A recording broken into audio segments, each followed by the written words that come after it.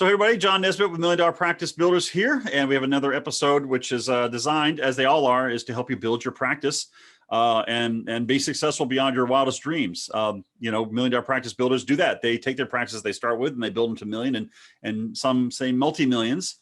And the whole purpose of doing that is so you help change and save more lives. There's a lot of people in pain out there, and a lot of people who get pulled into the wrong solutions by the billion-dollar marketing programs by others.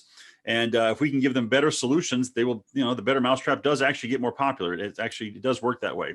So we're here with the show here to help you accomplish that. And an incredible example of how we're going to do that is by introducing you to new technologies, new things that you can use to build your practice. And I don't have a better one ever than the one we're doing today with Synexus and Dr. Richard Sorgnard, who basically helped develop this whole technology. And what from my research on it, and I'm not a clinician, I'm not a doctor, but just my experience with it, seeing what clients and what their patients say about it, what the effect it has is amazing. From helping people grow their practice, but also from helping people help more people, which is really the ultimate purpose here. So anyway, thank you, Doctor, for joining us on this. And you want to tell you some more about the background of Synexus here? Just to make sure everybody's clear. RST Synexus is a medical device manufacturer originated in both the US and in Europe. We still have factory presence in Germany, and our main factory now is here in the United States in Las Vegas, Nevada. And we're known for taking what is commonly thought of as TENS or electrotherapy, and have over the years have tweaked it to include quantum-based technology. And it's mostly for pain, circulation, rehabilitation problems, those kinds of things. Okay, so what kind of complaints? I mean, what kind of cases does it take care of? What kind of complaints does it handle? Well, virtually all types of pain. The pain associated with neuropathies seems to be the big trigger item right now. In 2006, we published some articles in journals. We have more than 30 published journal reports now on different types of pain, from loss of a limb, phantom limb pains, peripheral neuropathy, diabetic neuropathy, chemotherapy-induced neuropathy, ovarian cyst resolution, just you name it. It's been known for almost all types of pain. But we've been known in the sports market and the physical therapy market for a long time, as well as physicians too. But recently, I guess because we're all getting old, diabetes has become prevalent. We're all developing these little funny twinges in our feet, pain, and when it starts really hitting you, it's not so easy to deal with, and people start searching out doctors. So what used to be something that we treated regularly has now found a place. And I think in the beginning, we had good success with neuropathy, even before some of the newer technology advances we've added to it. But we didn't think from a company point of view that patients wanted to see a doctor 2 or 3 times a week for a month or two. And frankly, we didn't think any doctors wanted to see a patient 1 or 2 times a week or 3 times a week for a month or two. So, but we were wrong. Yeah, that's right. And as a marketer, I can tell you, disability people will put up with, but pain they won't. We found in marketing, when you start marketing to pain, that's the connection point for people. They'll take action when there's pain. That's when that's when they're really motivated for care.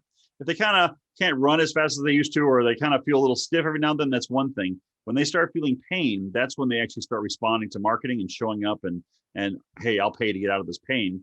And if you've got a solution and we did a bunch of research not long ago where we asked the public, what is it you want out of healthcare? Now, the research was done about 20 years ago, and we asked people, what do you want out of healthcare? They wanted immediate relief. That was the answer. But it's changed.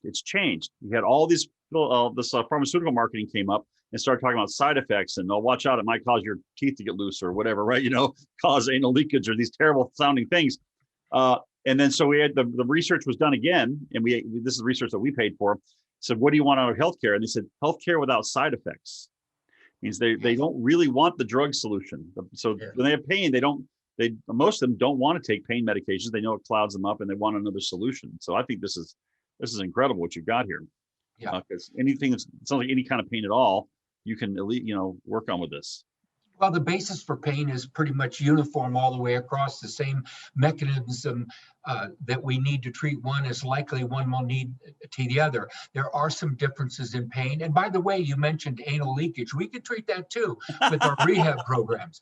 But for the most part, the pain, we know we need to increase circulation. We need to put in motion the second messengers that actually stop the pain by repairing the membranes that are leaking, the metabolites that are triggering the pain mechanism. We need to lower pH levels. There's just so many things that are repeated in all types of pain.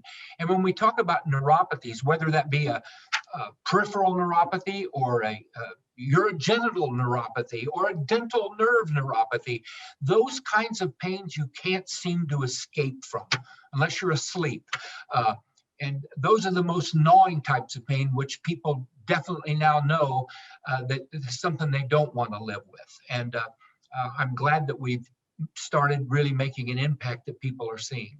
Yeah, that goes right to improving someone's quality of life. I mean, stopping the pain is, we all know it's, it can almost be a problem. So you stop someone's pain too fast, sometimes they don't finish all their treatments. But if you've got a good conversation with them and they understand the background of why they're having the pain and that will come back if they don't finish the treatments, then you have no problem with alleviating their pain pretty immediately. And they love you for it. That's where the big rave success stories come from, and all the referrals come from is, I had this pain and I went to the doc and they did this thing and it went away. That's the greatest success story you could get out of these guys.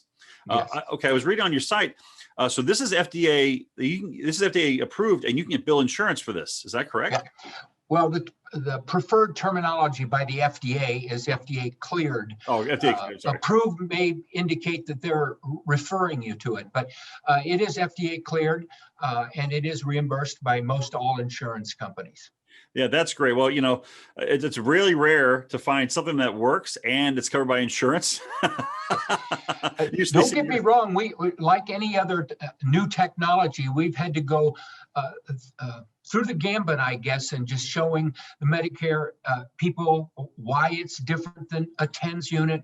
We have had to hire lobbying organizations. We have that now because with any new technology, you fight for recognition, and you have a lot of other people who are saying the same things, copying things you've done, but don't really have the technology. And when that technology fails, it somehow seems to harm all of us.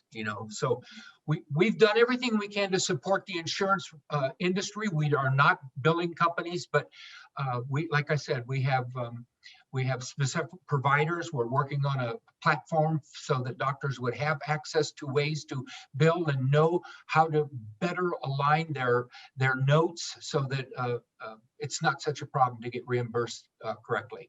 Okay, great. Well, that's great. That's actually that extra mile. It sounds like you're going to help guys really put it to use and get reimbursed for it properly, because that's obviously that's. Unfortunately, healthcare has a certain amount of money involved with it, and there's an economic system, and we got to make it work. But we also, so you can't just bring something to market and hope for the best. It's got to be fit into the current system. Yes. So, okay, good. Well, that kind of leads me to my next question. I mean, obviously, our whole show here and all the audience that watches are interested in building their practice with it.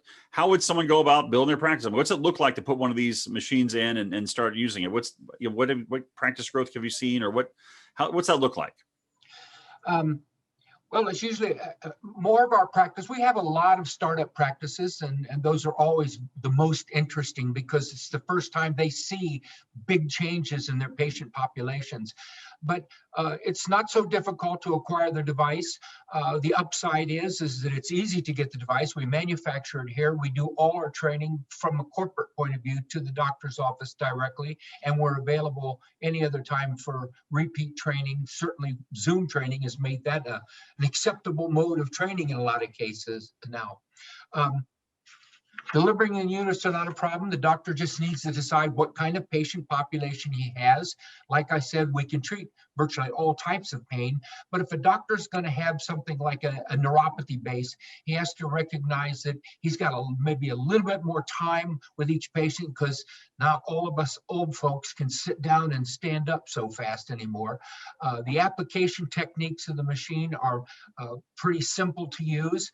Advanced training comes in the next months because there's so many things you can do, from migraines to whatever, urogenital disorders in men, things like that that you wouldn't think about.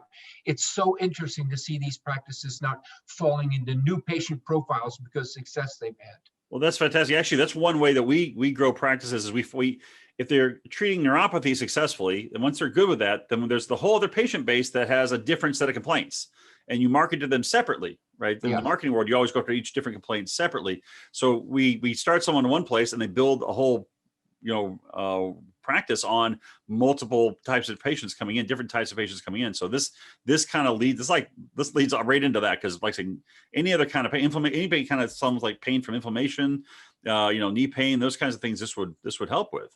So you get all those kinds of cases in. That's yeah.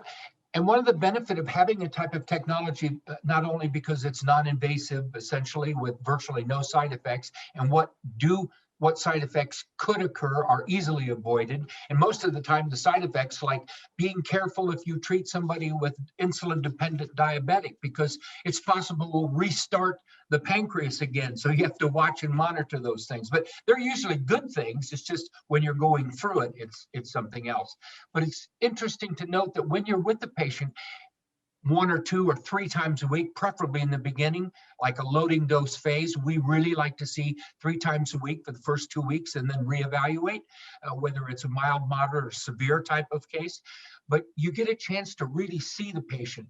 And many of our patient clinics now are being set up in like an open bay area. We never thought this would work. In our own clinic arrangements that we had evaluation and treatment rooms like any other physician practice.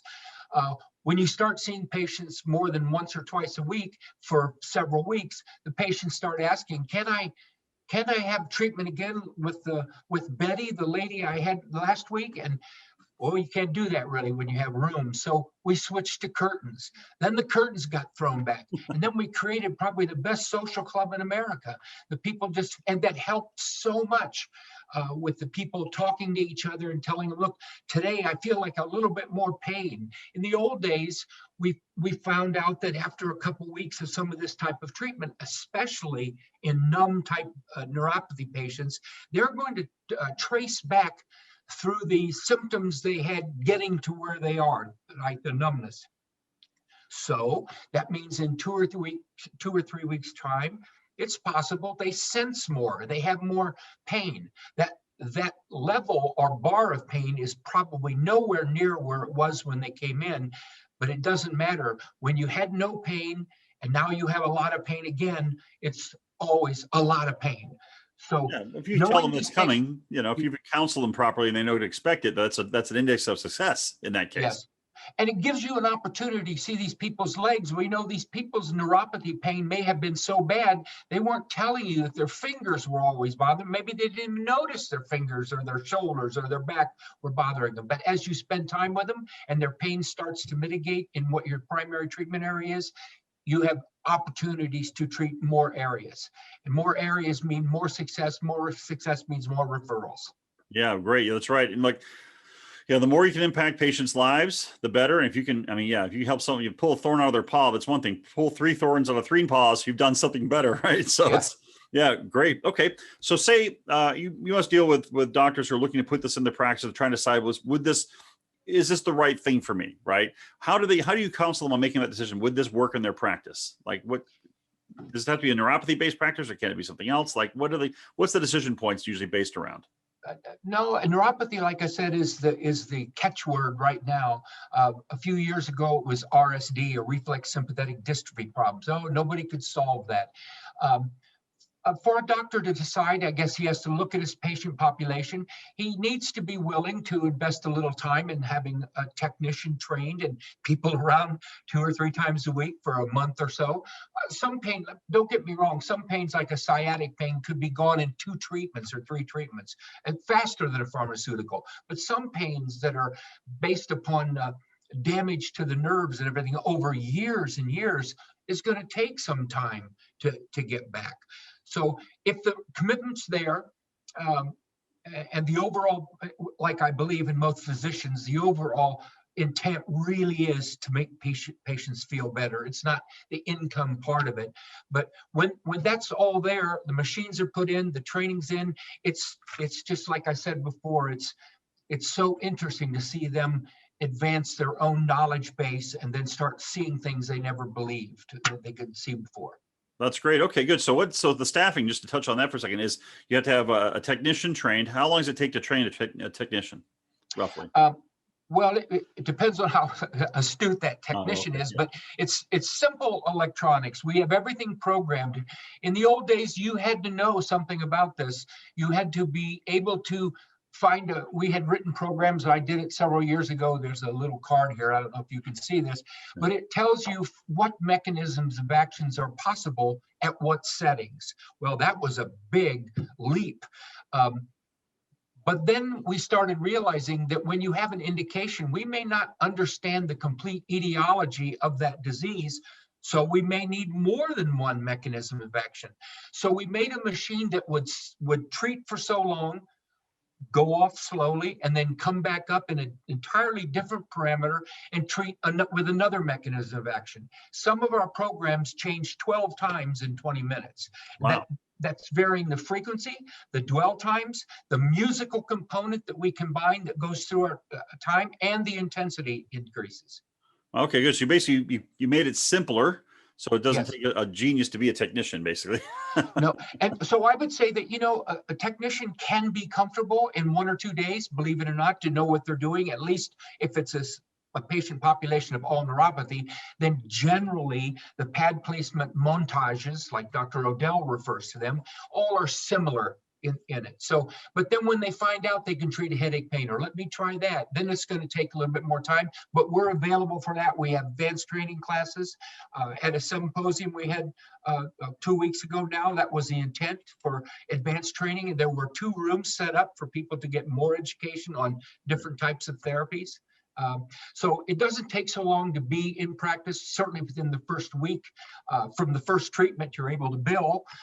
But in your first week or so, you've got somebody that usually knows the machine pretty well. Great. That's great. That's pretty rapid, because sometimes the ramp up time can be quite a while.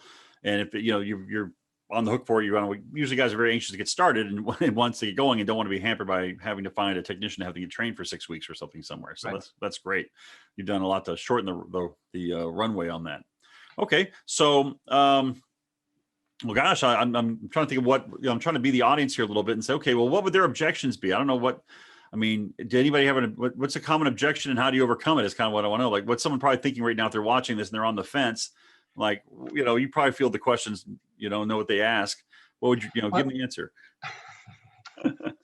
I have to buy something, I think really the biggest objection in all seriousness is doctors don't, with all the things they have to learn and relearn and new techniques, the last thing they want to do is think that they're going into a new type of therapy that is so different that it's going to change all of their previous thought about medicine. It may eventually do that, but in the beginning, that's a concern. They're also concerned, can I get paid for this? Because doctors are all humanitarian, but they can only do that for so long.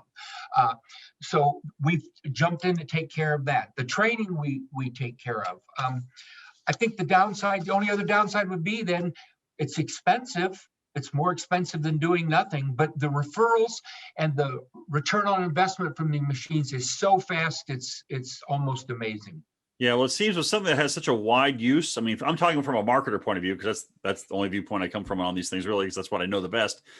If you can treat multiple different types of complaints, that means you open up a huge population of people that you can help. Like if you could only help, left-handed neuropathy or something, that would be pretty narrow. But since you can do all these different neuropathies, other types of pain, headaches, different things.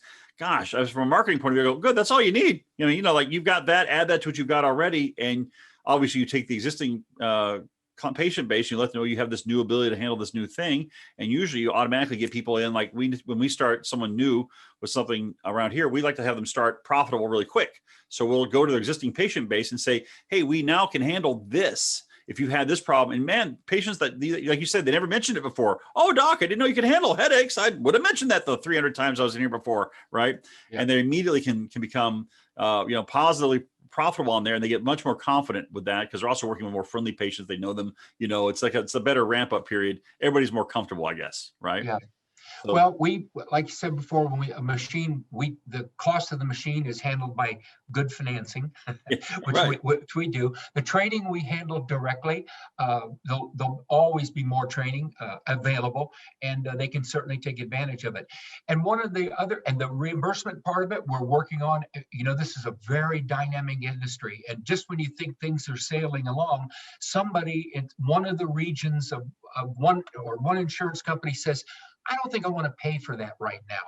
And then you have to prove all this stuff. So we are doing a couple really strong steps right now in that we have retained a Washington, D.C. lobbying law group that specializes in Medicare for the intent to first teach them why, when you're doing something that has 3 or 4 separate cleared classifications with FDA, that it's not fair to be able to charge for only one that they recognize at this point. So they're working diligently on making sure that there's a better understanding of what this therapy is really doing and what it's going to save ultimately. Then, of course, the next biggest step for us is we are in process right now of trying to get our own code for this. And the last thing I think that was probably maybe one of the more difficult for a manufacturer is we got to get butts in the seat. We got to get patients there to get treated. But with companies like yours that's come along, we've personally seen that's completely changed the dynamic structure of a practice. Yeah, I go into the idea that if the purpose is right, then everything else flowing from that is good. For example, if you have the intent to actually help the people you work with, whether it's marketing, a doctor helping a patient, or a marketer helping a doctor, or a manufacturer such as yourself helping a doctor and a whole patient population, everything else that kind of comes from that tree works out. If the underlying integrity and purpose is there, right? I don't worry about it too much past that. And what I love to hear is that, okay, you're not just supporting them with training, you're supporting them with okay, we're gonna get a billing code. I didn't realize you can get your own billing code. That's awesome. I didn't know. I don't know much. It takes a while, but and that it sounds like no light thing. Like you're not just hey, we made some machines, we have to sell a few before the FDA catches on. No, you're here to be a major part of the industry for the going forward future. You're putting it here for real, and you're working within the system that exists now to get it accepted and unimpeachable, so that it goes on for these guys. And I think that's phenomenal. That's a whole new level of support than you usually see of anybody. Yeah, in the old days, we would tweak a technology for the better, but failed to tell anybody why it was tweaked or how it was tweaked, and therefore the reimbursements never seemed to climb with the tweaking. We've taken a more aggressive stance on that now. I like that. Okay, good. So I'm going to ask you about something. What's the doctor's action plan? It's something apparently comes along with this, right? A doctor's action plan? Well, part of it includes firms like Customer Factory, but what it is just a general understanding of what we've talked about before, that we are going to make sure that you have all the training that the doctor needs to be comfortable prescribing this to his patient. We'll make sure the technician, and it does not have to be a specially licensed person to do this. Just probably the friendliest face in the office is a good rule of thumb. We make sure they're trained so that they're adequate and certified in the use of that device. We then put together as many marketing support things or companies such as yours that we can say, you need to check these people out, because this is where the advantage to more patients comes from, is more people know about it. It is amazing the number of people that will tell other people, but if you can get more of them there, we can get more people telling other people. Yeah, so nothing succeeds like success, right? Right. Yeah. So the action plan just shows you on an average reimbursement. This is all based on the dynamics of the industry, but what the action plan shows the doctor how to set it up, how to go for it, how many times maybe, the machines take time to run, usually 15 to 30 minutes, so 20 minutes on average. At 20 minutes on average, you can see that in an 8-hour day, you're not going to be able to really accomplish more than 10 or 12 treatments. You can work more hours if you want, but that's not usually the best answer. But so they have to be aware of, let's bring in 80 patients tomorrow. Well, it's not going to be good if they invested in one device, so we try to get this all set up so that they go into this with their eyes completely open and knowing what they have to do. Good. So you counsel them on all, I mean, obviously on what the best practices you've seen on how to charge for it and what plans to put together. And, and most of the guys we deal with, asking a patient to come back 3 times a week, that's like falling off a log. They would do it all day long. No problem. Like, oh yeah, come in for some rehab 3 times a week. That's the only way to get better. Well, the machine feels so good. You'd be surprised how many people don't want to get discharged. Well, we can work that out too. That's where your health spa version comes in with the social club, right? That's right. Okay, good. Do you have any particular success stories or, guys who've done really well that you want to point out, just to hold them up as examples of, hey, this really does help patients and practices? Well, there are so many, but I think the best ones are, we had actually a doctor who was also in the Veterans Administration, went to a VA hospital, was on a scooter when he came in, and at about his 5th or 6th treatment only, he transitioned over to a walker. And to him, that was, life had changed for the better. Now, after about a month and a half of treatments, he doesn't even use a cane anymore. He walks around. He's back practicing again, or at least consulting in the practice again. Phantom limb pain. It's unbelievable how good it is to see somebody that's screaming in pain, telling them their feet are on fire, but there are no feet, that they're gone, that we can stop that type of central pain, so gosh, there's so many of them. But or we have one that's in a testimonial that was just released about a woman who admits that she was within days of attempting suicide, because she just couldn't handle it anymore, and decided, after seeing an ad on TV for one of the neuropathy treatment centers, this could help her type of pain. She went in, and now she's one of the biggest spokespeople for that clinic, and she didn't die. That's awesome. Yeah. So it happens so much. I don't really make light of them because they're all great stories, but I think that just about every doctor's office that using the equipment, they have a few, if not many, success stories. Yeah, that's fantastic. I don't doubt seeing how this operates. Fantastic. I mean, yeah, this is definitely the up and coming treatment. I know from like I said, the market research tells me this is what people are looking for. They're looking for a non-drug, non-surgical treatment that handles their pain. And that's because that's when they get motivated for care. Like, okay, when it hurts, that's time to really, go find a solution. So, anyway, fantastic. I'm very happy to hear how this is working. Okay, well, good. So, is anything else you want to say about this, or you can just tell them where to find out more if they want to find out more from you? How do they contact you? Who do they see? How do they take the next step? You can certainly call the offices. We're in Las Vegas at RST Synexus, and its website is www.rstsynexus.com. We have it's 1866 Synexus. And Synexus comes from the two words, sanos and nexus. It means literally sanos is a medical term for healing, and nexus is for connection or network. So it's a healing connection. Great. What's RST stand for? Resonance Specific Technologies. We merged a few years ago and put together our belief system is using energy waves, a certain type of electrical field energy, frequency modulation, and vibratory frequencies.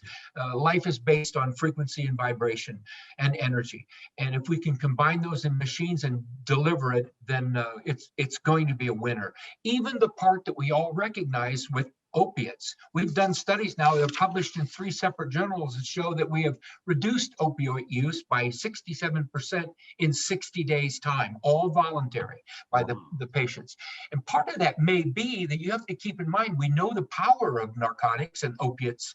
Well, we have those in our body, and they're prepackaged and ready to go without any side effects. So if we can stimulate the release of those endorphins in the opiate system, we get the benefit of that type of pain without the fear of addiction. Wow, I hadn't even considered that aspect. That's incredible. If you can make any dent at all in this epidemic that's going on of opioids, I mean, that'll be huge. So, okay, good. Well, I'm glad we hit that point.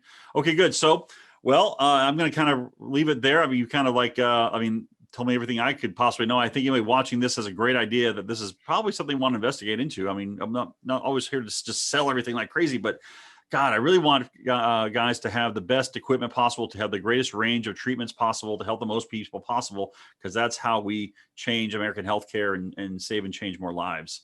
And so I Yes. think you're at the vanguard of that, and I thank you for doing that. So thank you. Okay. And thanks for being on You're our welcome. and thanks for being on our show today. I look forward to coming to your next symposium next time you hold one. If Okay. not for you, just a good reason to visit Vegas again. Yes.